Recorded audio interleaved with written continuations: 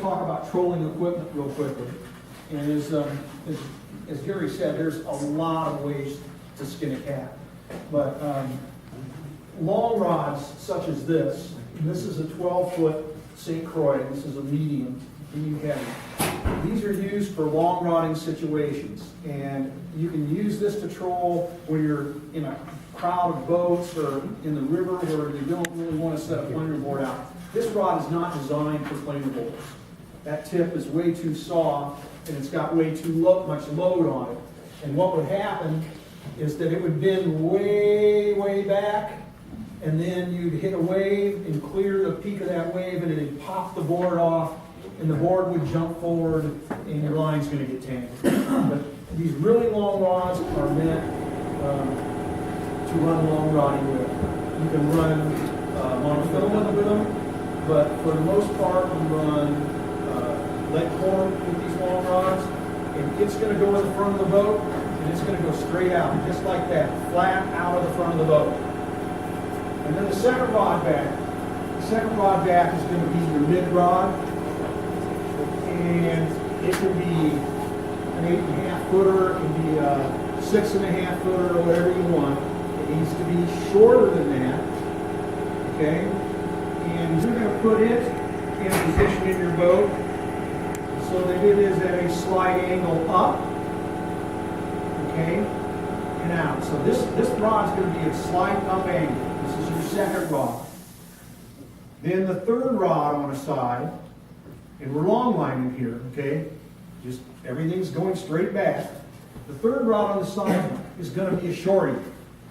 And as Gary said, these things are an absolute blast. Now this is a little St. Croix. I think there are several companies that are making these right now. This was a concept that was developed by our friend Johnny Candle, the guy up at Devil's Lake. He's the one who kind of started this, and it was started to fish lead core. So you could fish a long lead core rod and a short lead core rod. But this is going to go on the back of your boat. This is your last rod. And this is going to go fairly straight up. You'll have it in an angle. So you've got one rod clear on the outside. You've got one rod here in the middle at a slight angle and a slight tip.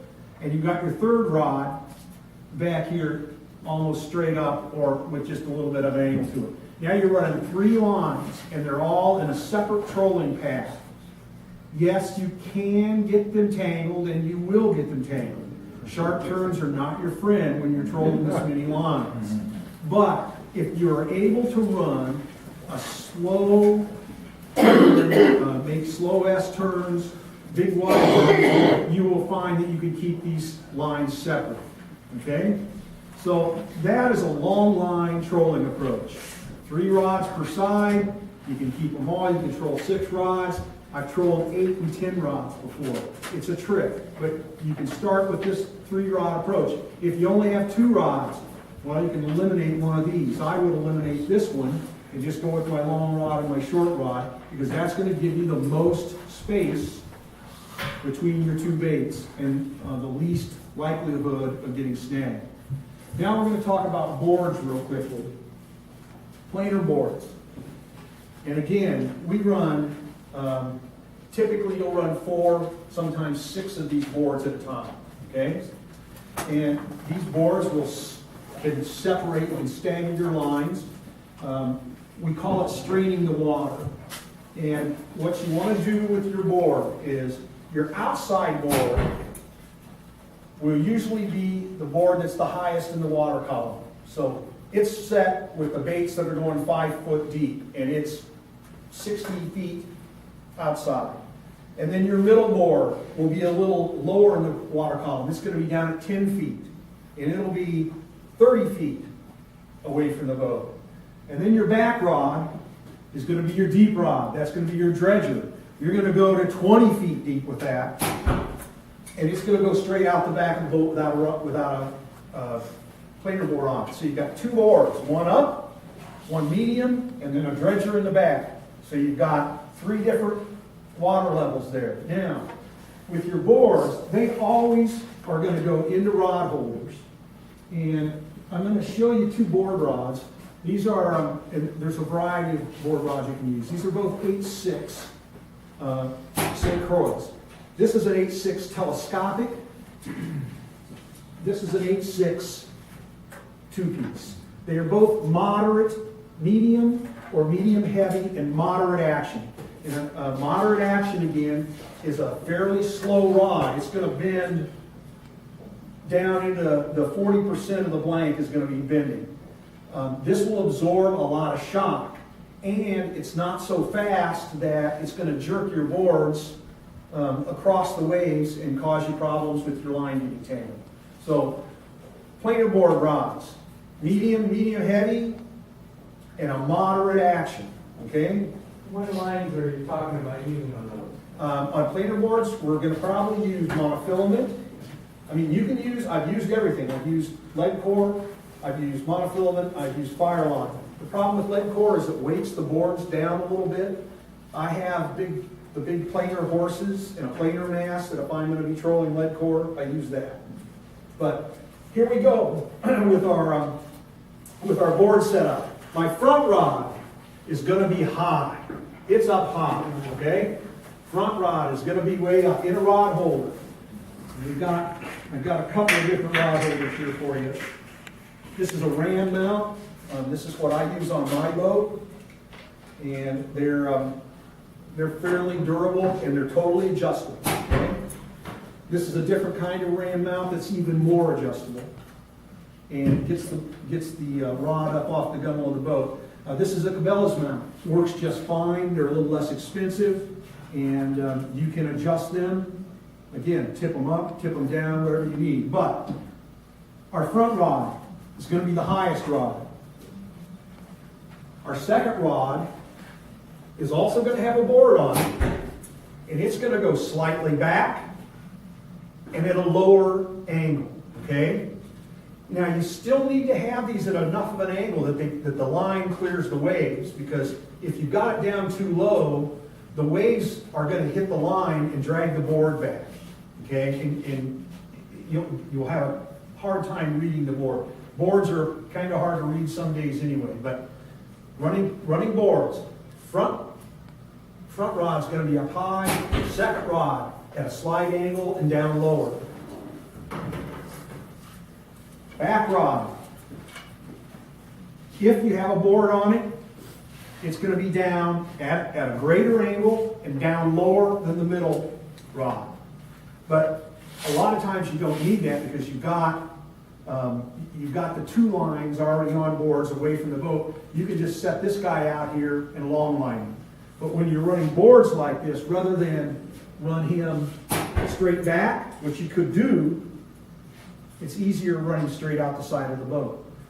It's easier to read the bites that way, and you also get a greater spread on your bait. So the back rod, no board on it, it's going to go straight out from the gunwale.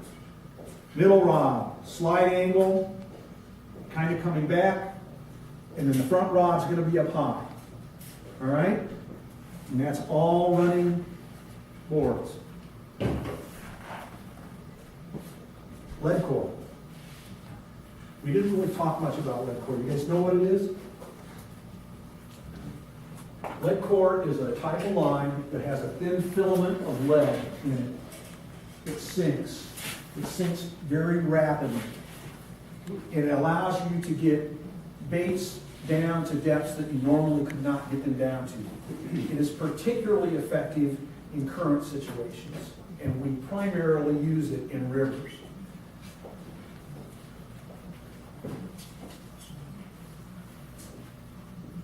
This is a 10.5 foot lead core rod, and I'll be happy to show you this lead core when you're done.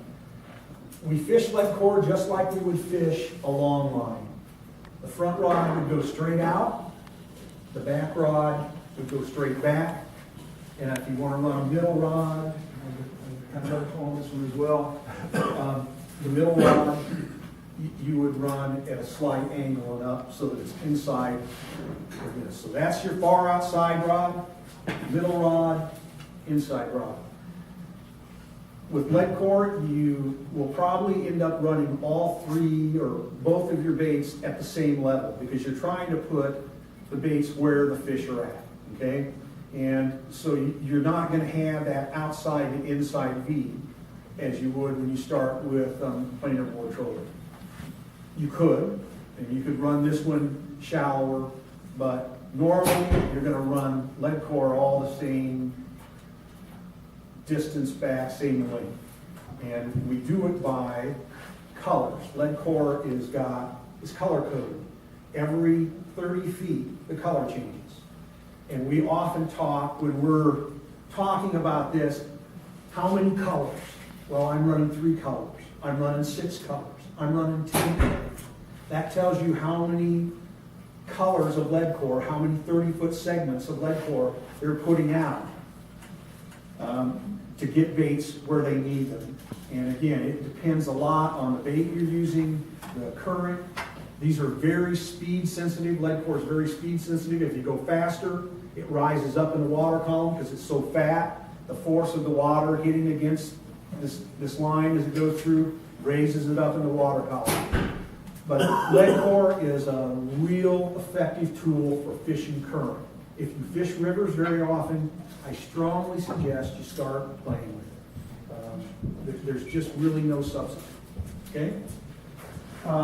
Final thing that I brought today is if you go to the Great Lakes, particularly Lake Erie, but Green Bay as well, Lake Michigan. As the summer wears on, there's a spoon bite, and they actually fish spoons, walleye spoons. Salmon spoons the same way. And the way that they get the spoons down is either with lead core or with something called a dipsy diver. You guys know what a dipsy diver is? Ever seen them?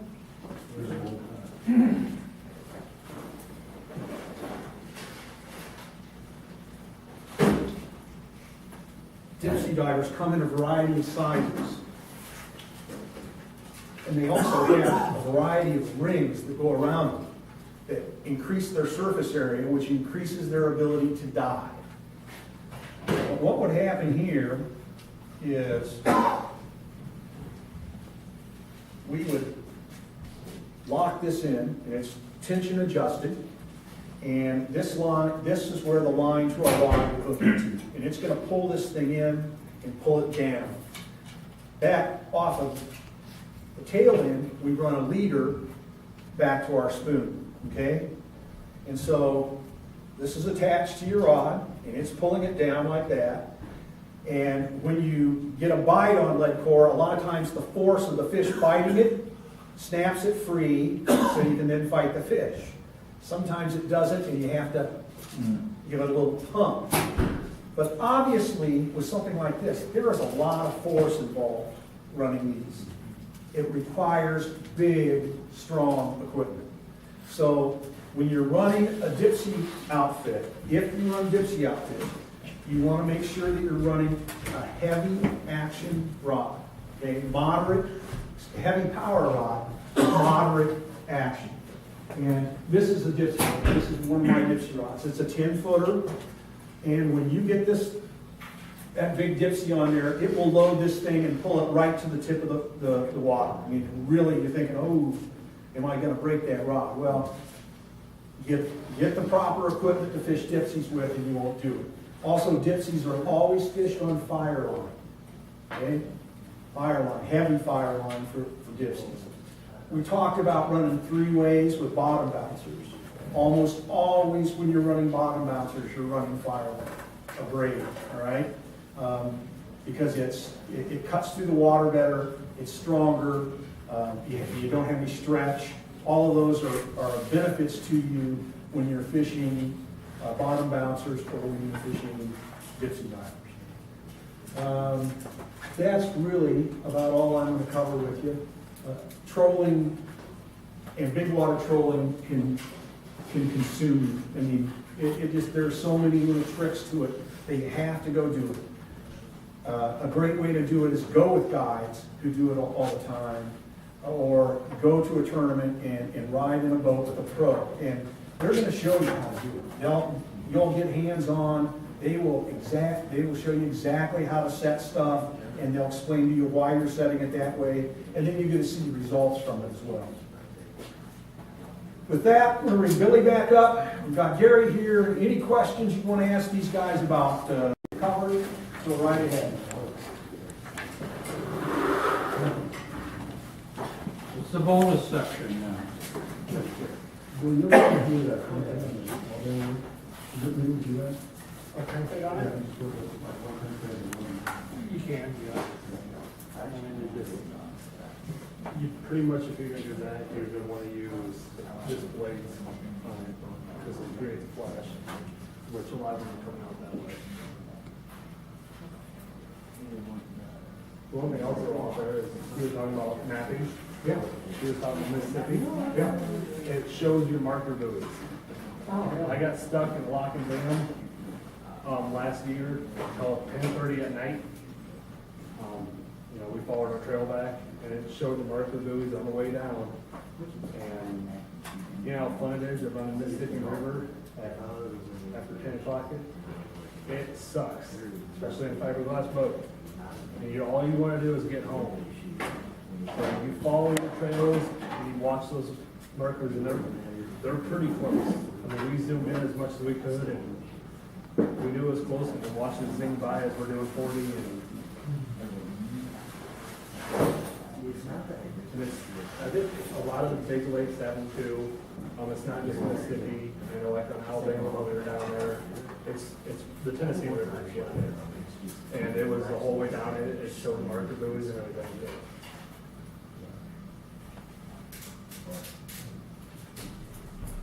Yes, sir. You actually catch more fish using planer boards and Dipsy divers, is it really worth the hassle? Yes, it is. They didn't say anything about using those big trolling balls like they do to catch salmon. But out in the eastern part of Lake Erie around Dunkirk, New York, they'll use that salmon catching equipment to catch walleyes that are deep in the water during the summer there. The whole idea is get your bait down in front of the fish. Now, one of the things I learned about Dipsy divers, however, is that if you have it turned the wrong way, because you set them up one way if they're going out the port side of the boat, or you set them up another way if they're going out the starboard side of the boat. Their direction. And I will admit, I set them up so they crisscrossed and caught each other under the boat. That was not a fun thing to deal with. But it's all part of that learning curve, right? But no, anything that you can use to get your bait down in front of the fish. Lake Erie is a great place to learn how to use the Dipsy divers. They do work. They will get your baits down the depth you couldn't normally get them down to. Gary, when you're fishing in an open water trolling situation, where do you want the bait in relation to the fish? Do you want it right at their depth? Do you want it below them? Do you want it above them? I think most times you try to position the bait just up from the fish because those eyes are looking up. I think you don't want to run your baits below the fish. Your electronics is going to give you an idea of what depth they're at, and then you can position your baits with your knowledge about how many people line out based upon that bait, get it down to that certain depth. And generally, you probably want to keep it anywhere from 1 to 3 feet above those marks that you're seeing on your electronics. Isn't it true that a walleye will come up 6 to 8 foot to hit a bait, where it won't go down a foot to hit one? Correct. I think we've seen that many times on these big bodies of water. But, it's all about eating. You know, you got home late this afternoon and you didn't have a chance to eat, your stomach's probably growling right now, isn't it? See, so I know if you're hungry, you're gonna eat. Sometimes you wonder though why they don't bite with all that good equipment that we've got to get to them. It doesn't mean that they're gonna fight for you. You ever fish the beach lake, Cass Lake over there? Yes. As a matter of fact, Which do you like better, leech or cast? probably leech. Probably leech. But one of the nicest fish I've ever caught was on Leech Lake, and I didn't really know that I caught it.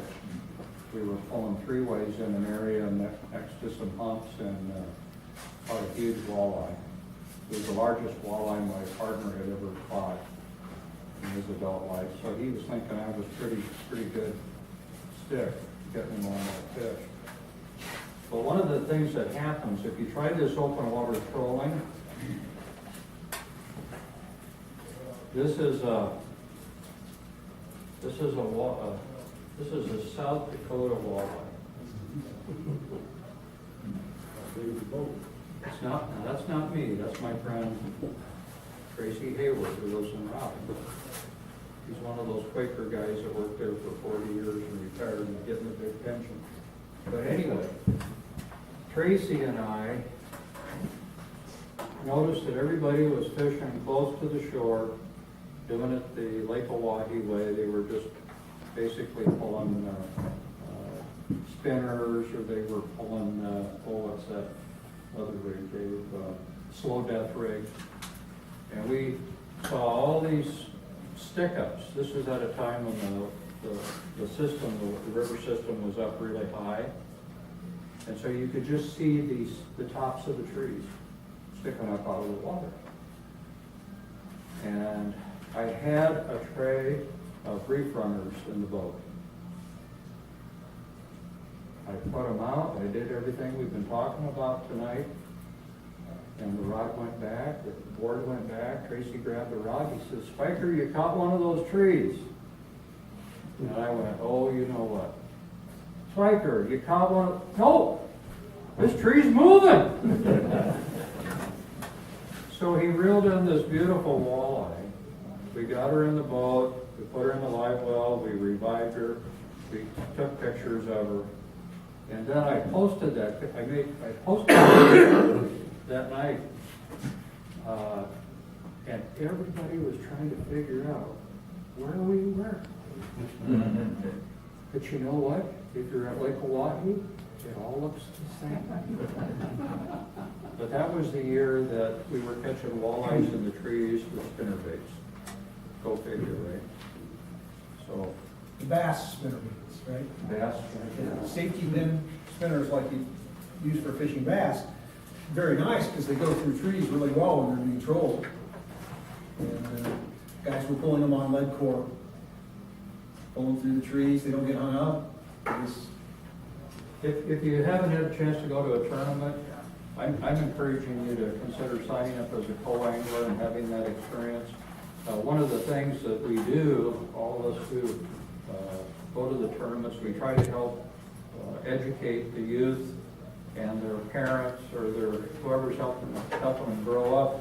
And we have youth fishing clinics at the end of the tournament, on the final tournament. And a pro will give a presentation to the kids and the adults about what we're fishing for, the baits that we're using, and then that's where our future Angler Foundation comes in, because we're able to provide a rod and reel to every kid, a tackle box to every kid, a t-shirt to every kid with all the pro names on it. It's really kind of a cool thing. Probably the highlight for me has been able to participate and see the looks on the kids and how they feel about being there. It's we've got to get the kids, our grandkids, we got to get them out of the house and get them outside. The iPhone and the iPad and all this stuff is so we got to get them out.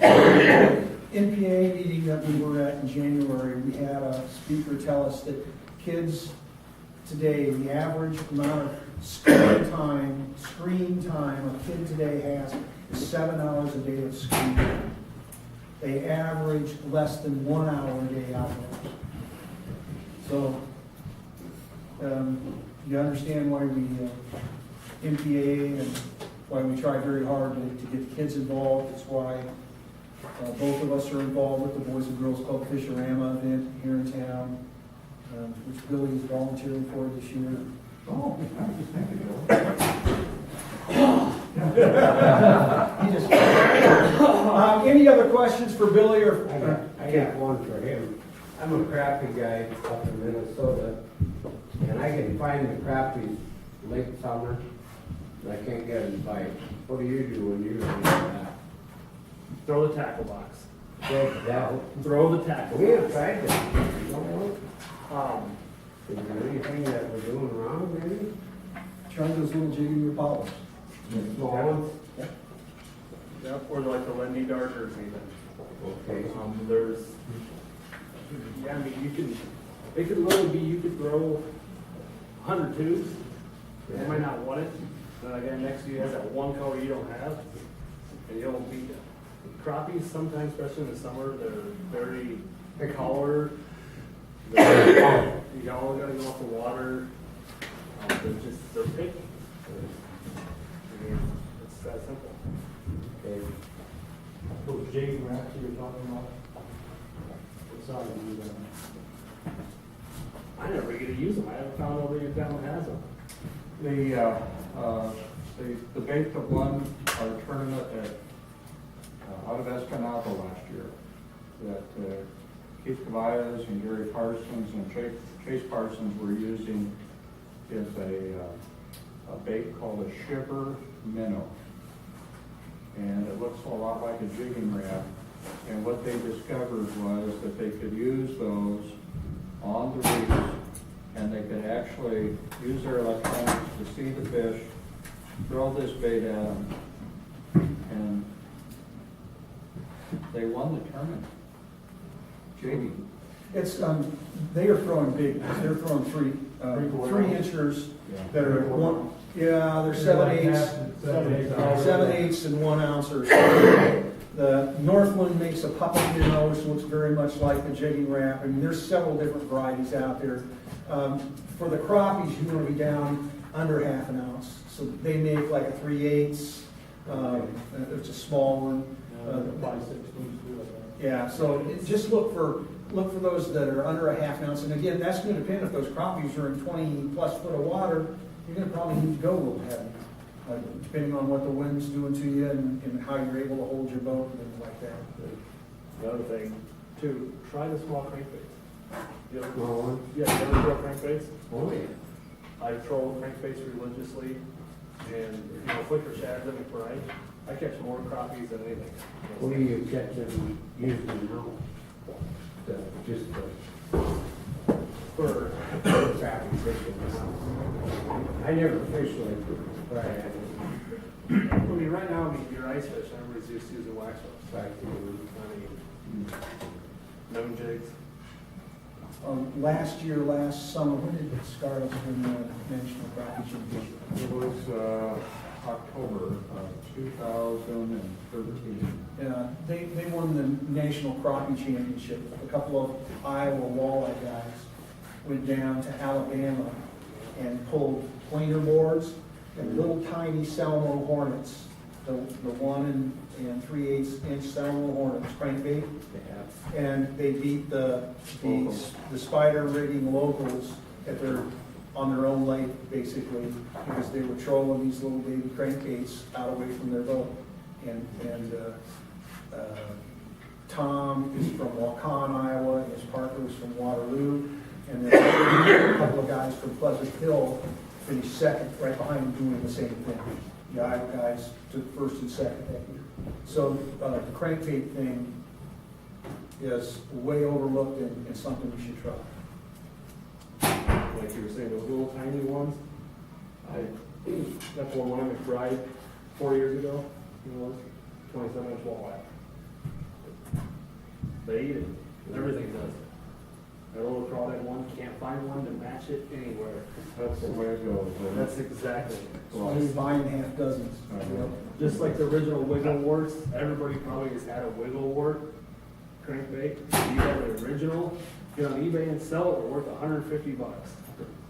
And I'm not joking, people are paying $150 for original wiggle warts, because they don't make them the same. And I have one color. Every color. Crawdad? Every color. I have a crawdad one, and I've been offered it stupid for it, and you ain't getting it. By the way, when you catch your fish this year, this fishing season, would you please be sure and email me a picture and a little story? I'd really like to post it on our website so that you can get that out there to your friends and family. It's pretty amazing the tools that we have now, the way we can get information. You have to sort through it, because sometimes the information may not be correct information. But I look forward to getting those pictures of your fish this year. Does everybody know what Gary's website is? They have the card. Okay, Walleye Wisdom, yeah, go, And they have the sticker. go see it. They have the sticker. And for those of you whose spouse is driving a Lexus, I've got a really nice big Walleye Wisdom sticker for her back window. Thanks for being with us tonight. Thank you, folks. Yeah. Thank you.